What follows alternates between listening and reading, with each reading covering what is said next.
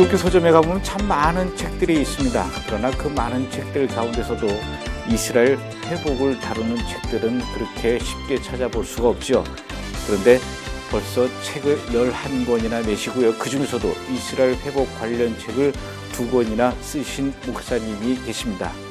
바로 김충렬 목사님이신데요. 오늘은 김충렬 목사님을 모시고 목사님에게 이스라엘은 어떤 나라이고 또 그 책들에는 이스라엘의 어떤 이야기들이 담겨져 있는지 오늘 그 이야기를 함께 들어보도록 하겠습니다. 목사님 어서 오십시오. 고맙습니다. 예, 감사합니다. 감독님. 첫 번째 책이 메었던 종들이 돌아오네. 그리고 두 번째 책이 다시 예루살렘으로 갈 것입니다. 제목들이 굉장히 좀 독특해요. 첫 번째 책 메었던 종들이 돌아오네. 그 책 제목에 담긴 의미가 어떤 뜻입니까? 그 이스라엘 회복에 대해서 2010년에 깨닫고 수요 기도회 때 26회 강해를 한 책을 이제 묶어서 낸 책인데 뭐 유대인들이 마지막 때가 되어서 선지자들의 예언으로 고토로 돌아오게 된다는 그런 것을 중심 삼아서 그렇게 제목으로 잡았습니다. 그리고 두 번째 책 다시 예루살렘으로 갈 것입니다. 그 책에 담긴 또 뜻은 어떤 겁니까? 이제 유대인들을 저렇게 하나님이 회복시키시니까 우리 이방 그리스도인들이 예루살렘을 향해서 이제 기도하고 또 우리 이방인으로서 마치 옛날에 루시 나오미를 협력하듯 해야 되지 않겠는가 이런 의미로 그렇게 제목을 잡았습니다. 이스라엘의 비밀을 깨닫게 됐다라는 말씀이 어떤 의미인가요? 10년 4월 전까지는 우리가 당연히 이스라엘이다. 유대인은 우리 저주받은 민족이다. 보통 말하는 이제 대체 신학에 속했는데 이제 그때 루벤 도론의 한 세 사람 또 야곱 단카니의 와임이 다 메시아닉 주입니다만은 그리고 이제 나중에 읽은 책 약속의 땅에서 또 많이 깨닫게 되었고요. 책을 읽고 그게 아니로구나. 하나님이 이스라엘을 버리지 않고 다만 대속적 민족으로 삼으셔서 고난당할 뿐이고 이스라엘은 여전히 이스라엘이고 우리는 이방인이로구나. 이제 이런 것을 깨달으면서 성경 전체를 다시 보게 되면서 하나님이 이제는 마지막 때가 돼서 고난당했던 자기 백성을 회복시키시는구나. 참 이런 의미가 되겠습니다. 제가 그때 깨달은 게 이제 한 63세 목회 후반부가 되면서 그 놀라운 그 어떤 충격을 주면서 이제 제가 그 이후로 관련된 책도 있고 세미나도 다니면서 좀 더 깊이 있게 깨닫게 되었습니다. 목사님 책을 읽어보니까 목회를 시작한 지 32년 만에 깨닫게 됐다 이런 얘기를 하셨어요. 그럼 그 전에 32년간의 세월 동안에는 도저히 그런 이야기들을 접할 기회가 없었던 것입니까? 저로서는 어떻든 접하지를 못했죠. 들어볼 만한 그런 통로라든지 이런 것을 이제 얻지를 못했다고 하는 게 솔직한 표현인 것 같습니다. 그러면 이제 목사님께서 그러셨듯이 대부분의 한국교회 목사님들도 역시 그런 이야기들을 들어볼 기회가 지금 한국 기독교 실정에서는 좀 없는 편입니까? 지금은 많이 있다고 봅니다.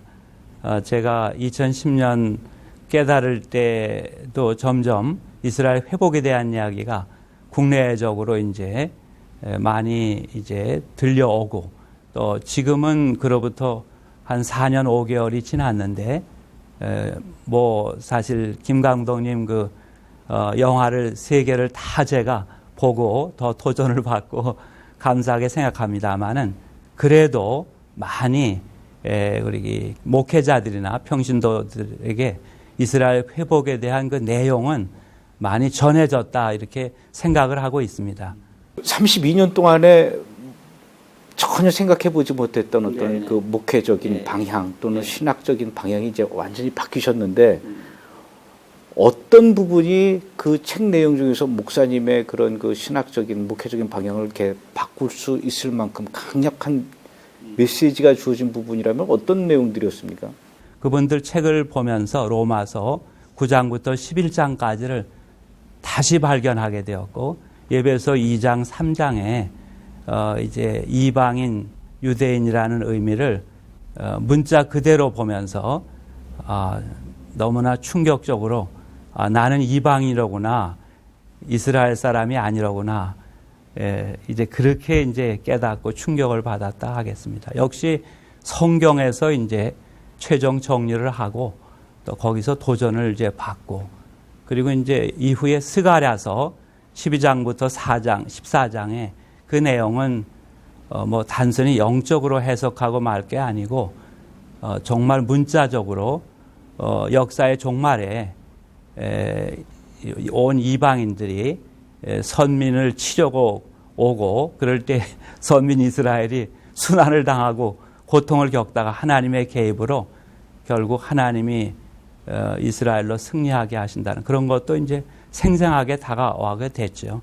성경 전체가 이것을 기회로 다 풀려나가고, 그 전에 풀리지 않았던 예언서라든지 또 뭐 사도행전도 읽으면 아주 생생한 감을 갖게 되고, 다 그렇게 성경이 다 풀려지고 열려지는 이런 변화가 일어나게 됐죠. 그럼 이제 목사님께서는 뭐 한국 교회에서 이제 신학 공부도 하셨고 또 많은 그 후배들도 보셨을 텐데, 나중에 이렇게 목회 32년 만에 깨닫게 된 사실을 알고 난 뒤에는 그동안 이 한국교회 신학교의 그 교육적인 문제점이 이런 부분이 있구나라는 거, 그런 것도 깨달으신 게 있나요?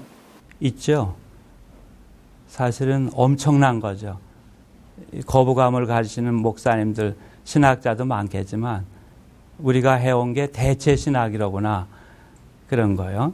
그렇지만 뭐 대체 신학을 통해서도 합동해서 선을 이루시는 하나님이 우리 이방인의 구원의 역사를 이루어 가셨다고는 봅니다.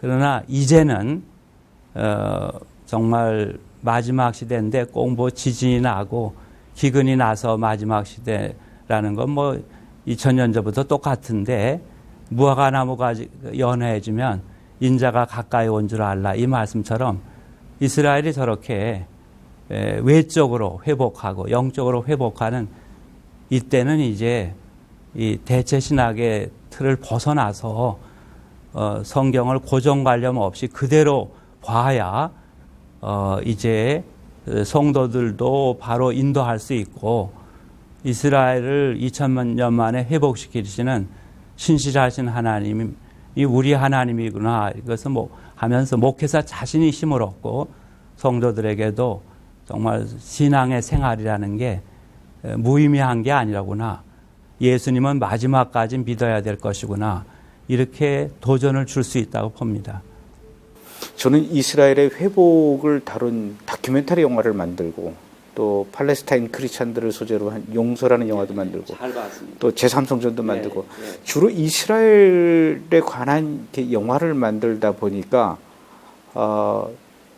전에는 전혀 그런 걸 몰랐는데 대한민국의 목사님들 중에서 이렇게 이스라엘 이자만 들어도 알러지 반응을 일으키고 불편해하는 분들이 있구나라는 걸 알게 됐어요.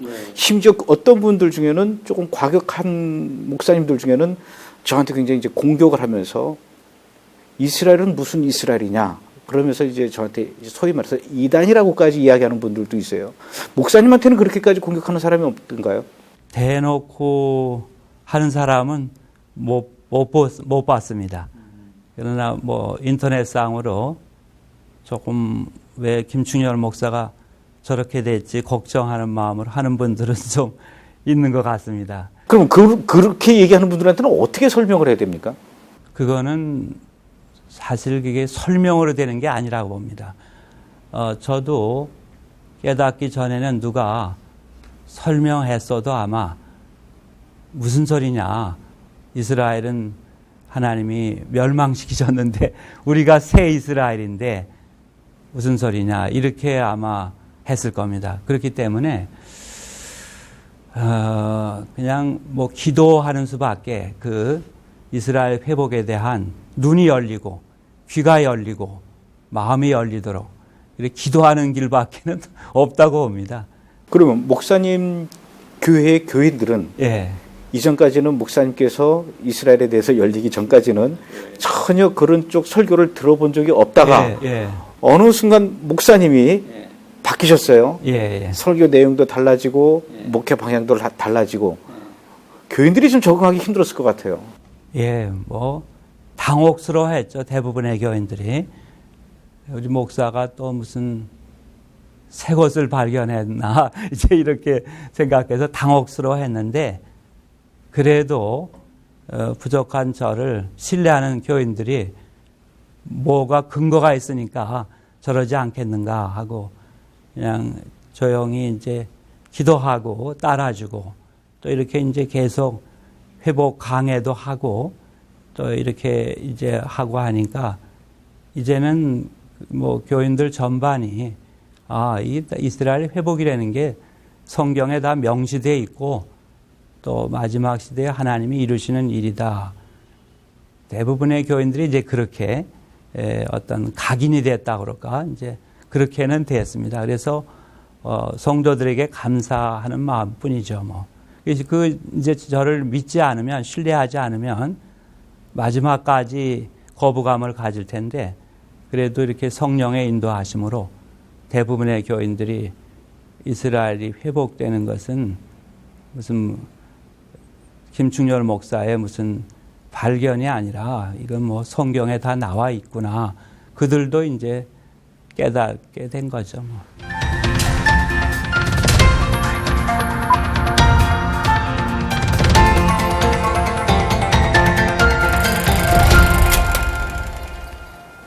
하나님은 왜 하필이면은 이스라엘을 선택하셨고 이스라엘 백성들을 장자의 민족으로 선택하셨을까요? 창세기 12장 2절로 3절에 내가 너를 창대하게 하리니 너를 축복하는 자에게는 내가 축복하고 너를 저주하는 자는 내가 저주하리니 땅의 모든 족속이 너로 인하여 복을 받을 것이니라. 뭐 이스라엘 또 유대인이 뭐 잘나서 수도 많아서도 아니고 또 이스라엘을 더 사랑하심도 아니고 결국은 그 이스라엘을 선택해서 유대 온 이방인들과 또 이스라엘이 구원을 받게 또 복을 받게 하기 위한 그런 목적이죠. 뭐 성경상으로 그런 말씀들이 많이 이제 나와 있지 않습니까? 예. 근데 하나님께서 선택하신 민족 그 이스라엘 백성들이 2000년 전에 전 세계로 이제 뿔뿔이 흩어졌습니다. 이 사람들이 그 흩어진 이후에 이스라엘 땅으로 돌아오기까지 굉장히 그 남의 나라에서 많은 핍박과 고난을 받은 그런 경험들을 했는데 유대인들을 이렇게 하나님께서 흩으시고 1900년 만에 다시 불러 모으신 어떤 하나님의 계획이 어떻게 우리가 이해를 해야 됩니까? 네. 뭐 한마디로 대속적 민족 됨을 위해서 하나님이 선민이지만은 이제 결국 그 온 이방인들이 구원받기 하기 위해서는 그 약속의 땅에만 있어서는 안 되고 흩어져야 되기 때문에 뭐 유대인들이 죄가 있고 악해서도 예수님을 십자가에 못 박았지만 그런 면과 함께 또 이사야서에 그런 말씀이 나오는데 이사야 6장이 되겠죠. 내가 너희 눈을 감기게 하고 뭐 귀를 들리지 않게 하고 해서 깨닫지 못하게 하고 고침받지 못하게 하겠다. 그런 말씀이 나오는데 그 말씀은 억지로 풀면 이상한 말씀이 되고요. 바로 이스라엘을 대속적 민족으로 삼겠다고 하는 그 이사야를 통한 예언으로서 그 오로지 한 가지 목적, 이스라엘이 특별히 우리 한국 사람들보다 죄가 많아서가 아니라 눈동자이지만은 그것은 눈동자를 위한 눈동자가 아니고 이방인을 구원하는 이 거룩한 사명을 위한 눈동자인데 그것을 위해서는 흩어져야 됐고 자연히 흩어지니까 이방 족속들 심지어 역사상에서 기독교 국가에게 핍박을 받는 이런 일이 이제 가슴 아프지만 일어난 거죠. 대속적 민족이 되게 하기 위한 하나님의 섭리로 밖에는 우리가 또 성경을 그렇게 밖에는 이해할 수 없겠죠. 목사님께서 생각하시는 이스라엘의 진정한 회복, 어떤 게 진정한 회복일까요? 육적인 면과 영적인 면으로 나눠서요. 육적인 면으로는 먼저 그 나라가 이제 뭐 독립되는 이런 것이 이제 진정한 이제 회복이고요. 또 그 다음에 그 이전에 그 자기 땅에서 사는 약속의 땅으로 이제 돌아오는 거, 그리고 이제 주권 국가가 되는 거, 이것이 이제 회복이라고 할 수 있겠습니다. 그리고 이제 그 에스겔서에도 나오지만은 에스겔 골짜기의 뼈들이 외형은 갖췄지만 생기가 이제 없었을 때 이제 명해서 생기가 있게 하라 해서 뼈들이 생기가 있고 군대가 됐듯이 이제 또 영적인 백성을 이루어야 되기 때문에 예수 그리스도를 이제 메시아로 영접하는 이러한 일이 일어나야 이제 또 회복이 되는 거죠. 그래서 마태복음 22장에 있지만은 너희들이 이제부터 나를 주의 이름으로 오시니여 찬송을 받으실 자 할 때까지 나를 보지 못하리라. 이 말은 뒤집어 말하면 유대인들이 예수님을 영접하고 찬송하면 이제 그 회복이 되는 때가 된다는 것인데, 그런 예수를 영접하는 일이 유대인들에게 있어야 회복이고, 또 하나는 예배소서 2장 15절에 있는 대로 유대인과 이방인이 그리스도 예수 안에서 한 세 사람 원유맨을 이루어서 함께 다시 오실 이제 예수님의 오시는 길을 예배하는 것, 이렇게 이제 외적으로 영적으로 구비되는 것이 바로 이스라엘의 진정한 회복이다. 이렇게 이제 성경적으로 보고 있는 거죠.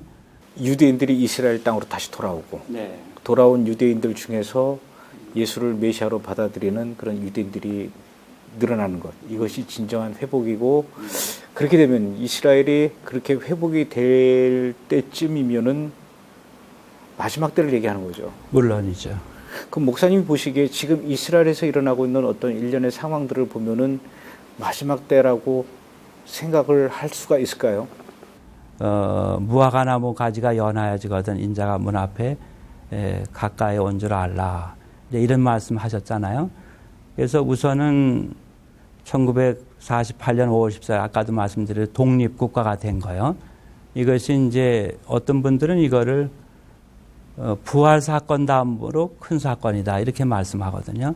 그리고 이제 1967년 6월에 6.1 전쟁을 통해서 그렇게 예루살렘과 유다와 사마리아를 되찾게 된 거, 이것은 누가복음에 있는 대로 너희가 때가 되기까지는 이방인들에게 이제 지배를 받으리라 했는데, 이제는 그 6.1 전쟁 결과 그렇게 고토를 회복한 것이 이방인의 때가 지나고 정말 실로 오래간만에 이스라엘이 예루살렘을 자기 땅으로 삼는 이런 거기 때문에 그것도 또 회복의 어떤 시초가 될 수는 있지만은 회복의 이런 길에 이제 서 있는 것이고, 또 아까도 우리가 얘기를 나눴지만은 메시아닉 주가 제가 조사한 바로는 1948년 독립 당시에는 어떤 30명, 또 6.1 전쟁 때는 150명, 지금은 뭐 수가 뭐 조금 다르습니다만 15,000명 뭐 이상 뭐 된다고 하니까 이것을 볼 때도 마지막 시대가 이제 진입은 했다.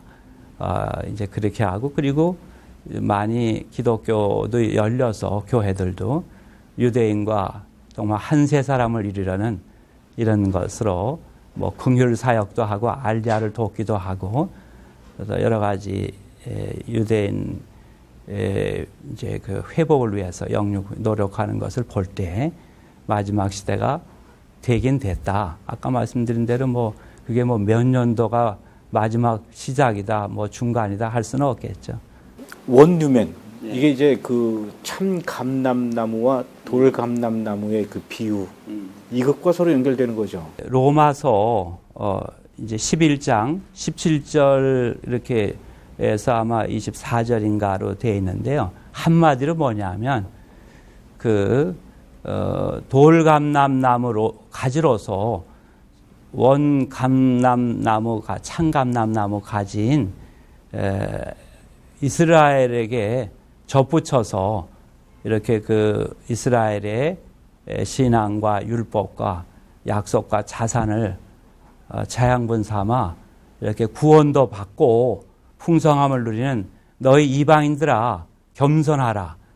사실 그 말씀이거든요. 그 비유가 사실은 거기서 말씀된 게 뭡니까? 원 감람나무 가지라도 열매를 맺지 못하면 잘림을 받는데 돌 감람나무 가지가 교만하면 잘림을 받는 것은 또 마찬가지 아니냐. 그러니까 너희 이방인들 주제 파악하고 이방 그리스도인들 주제 파악하고 겸손하고 조심하라. 이제 그런 사실은 내용이죠. 뭐. 그럼 목사님께서 이스라엘의 비밀을 깨닫기 전에는 그 감람나무 비유를 어떻게 이해하셨습니까? 유대인과 이방인의 관계를 전혀 생각 안 하고 이제 어플리케이션해서 그냥 적당히 해석했죠. 뭐 우리가 그것은 뭐 어쨌든 저도 잘 생각이 안 나네요. 어쨌든 그 적당히 설명을 한 기억밖에는 없는 것 같아요. 적당히 설명했다가 예. 이제 이스라엘의 비밀을 깨닫고 나서는 이제 정확하게 예, 성경을 보게 되고 예. 설교가 굉장히 많이 풍성해지는 걸 경험하셨습니까? 그 뭐 지평이 넓어졌다 그럴까요? 그렇다고 우리 뭐 이방인 그리스도인들이 하등한 존재도 아니고 그동안 가려졌던 부분 하나님이 눈동자로 삼으시고 대속적 민족으로 삼으셨던 이스라엘을 이제 때가 되니까 이렇게 하나님이 눈을 열어주시고 귀를 열어주셔서 이제 그 어떤 성경을 보는 것이 풍성해지고 또 목회의 지평이 넓어지고 또 뭐 깊어졌다고 하면 깊어졌다 이렇게 스스로 그렇게 이제 생각을 합니다. 이제 목사님의 말씀을 듣고 또 설교를 듣고 이런 분들 우리가 이스라엘에 대해서 관심을 갖고 또 이스라엘 위해서 기도해야 되겠다 이런 생각하는 분들이 많을 거예요. 근데 막상 그 우리가 어떻게 해야 되지? 이방인으로서 유대인들을 위해서 어떻게 해야 되지? 기도를 무슨 기도를 어떻게 해야 되지? 이런 그 현실적인 그 질문에 부딪히게 돼요. 어떻게 해야 됩니까 우리가? 로마서 9장부터 11장을 고정관념 없이 어떤 뭐 교리적 틀을 가지지 말고 그대로 한번 계속 한번 읽고 또 읽고 묵상하고 기도해 보자는 거죠. 또 예배소 2장부터 3장도 저도 거기 이방인 유대인 나올 때 유대인은 당연히 이제 나로 생각하고 또 이방인은 안 믿는 사람들, 불신자들하고 대부분의 강팍한 유대인들 이런 식으로 생각했거든요. 동료 목사님들 중에 깨달은 분들도 나도 그렇게 생각했다 이렇게 하거든요. 그렇게 성경으로 돌아가서 특별히 이스라엘 회복에 대해서 분명하게 게시된 부분을 자꾸 읽고 묵상하고 기도하면 깨달으면은 뭐 기도 제목은 자연히 나오지 않겠습니까? 거기서 기도 제목은 스스로 정리할 수 있겠어요. 그리고 뭐 가령 이 예언서 이사야 또 예레미야 에스겔 뭐 이런 데 보면 돌아온다 고토로 돌아온다도 그대로 읽으면 되겠어요. 이제는 그전엔 저도 그거를 뭐 바벨론 포로에서 돌아오는 정도 하고 또 안 믿던 심령이 그리스도 예수를 통해 하나님께로 돌아오는 정도로만 해석하니까 그 역동적인 그 예언서들이 그냥 단조롭고 그런 이제 걸로 이제 됐었는데 이제 이렇게 열리니까 이 성경이 살아서 막 움직이고